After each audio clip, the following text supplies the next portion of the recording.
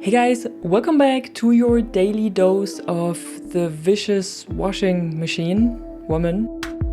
We got a new update for Battlefield 2042. We didn't get it yet. We will get it next Tuesday on September 10, and this is update 8.1, so just a minor update in between.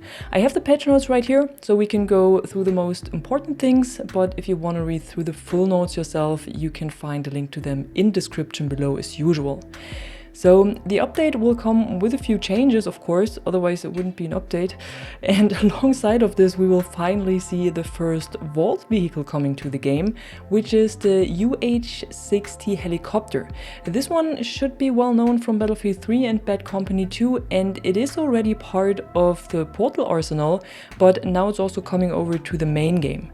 And to unlock it, you need to play the game between September 10 and 24, so for 2 weeks, in one of two modes that will be added next week and earn ribbons. So the same procedure we already know from the Draugr and from the DFR Strife LMG back in Season 7. One of these modes will be Breakthrough UH-60 Chaos, so I assume it's Breakthrough in the 128 player version, but with several UH-60s available. And the second mode is Control Unlock, that we also already know from Season 7.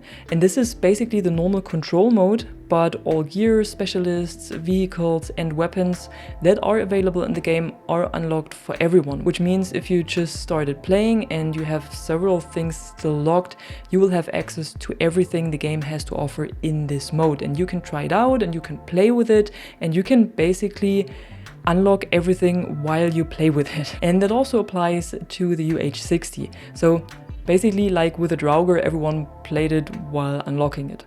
And from what I understood, you will also be able to earn these ribbons that you need for the unlock in every game mode. So if you don't like the two available event modes, you don't have to play them. But when you play these event modes, it doubles the ribbon progression.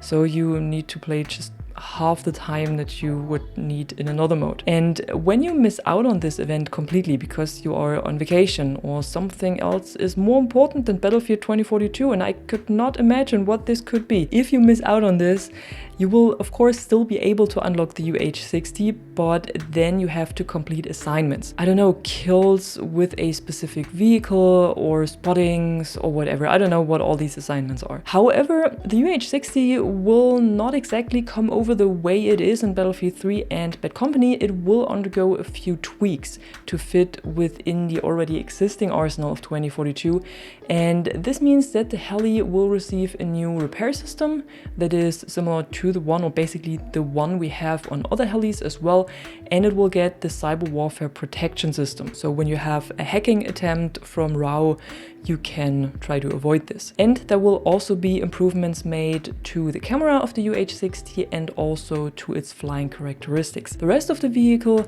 the seating, the guns, the rest of the upgrades, that remains the same as it is in Portal. Now, moving on to the changes, we will also see some general adjustments made to other vehicles of 2042.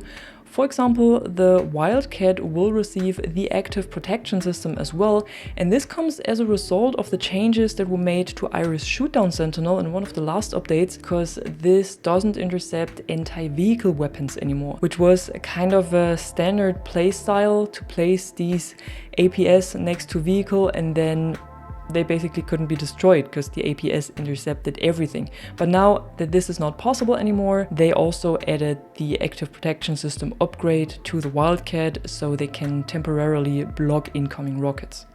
Additionally, the Condor has its transition time reduced between the two flight modes, but I actually thought this was already one of the changes of the last update, so I don't know why it appears here again.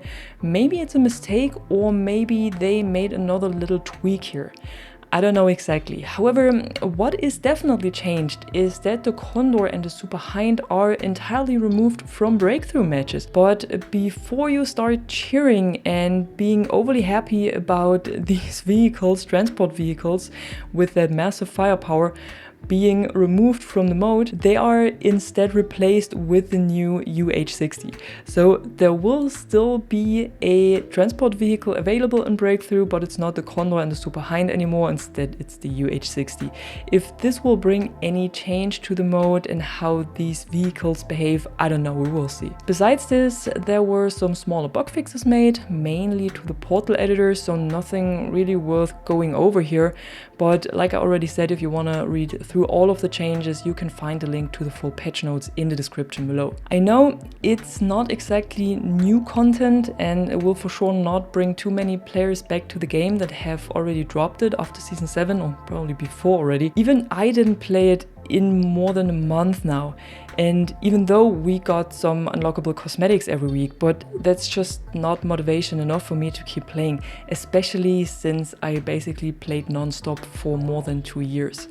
Nevertheless, I'm still happy they didn't pull the plug completely on the game and they still do something, at least, even if it's just cosmetics and bringing stuff over from Portal. But I think especially for the ones who started playing later during the game's life cycle, this little bit of content and this little bit of supporting the game is important. When looking into the future of 2042, we will get one of those mini seasons that were announced in the roadmap we got after the end of Season 7, and they said that this will happen around the Halloween time.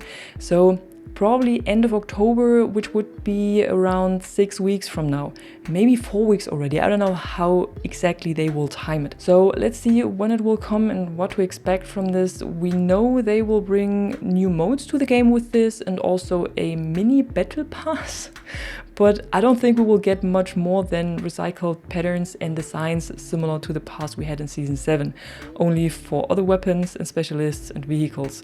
So I would definitely keep the expectations as low as possible. I know this sounds weird, but it is what it is. We're talking Battlefield 2042 at the end of its life cycle.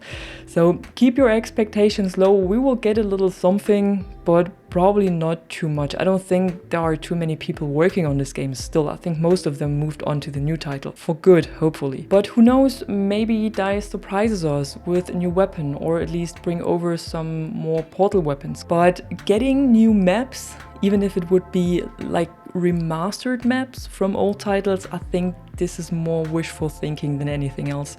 And I wouldn't expect to see anything of this kind coming our way. Anyways, that was it for today. As always, I love to hear your thoughts and opinions in the comments below, and if you enjoyed the video, don't forget to like and subscribe. Until then, thanks for watching. I'm the Catwoman, and you are awesome.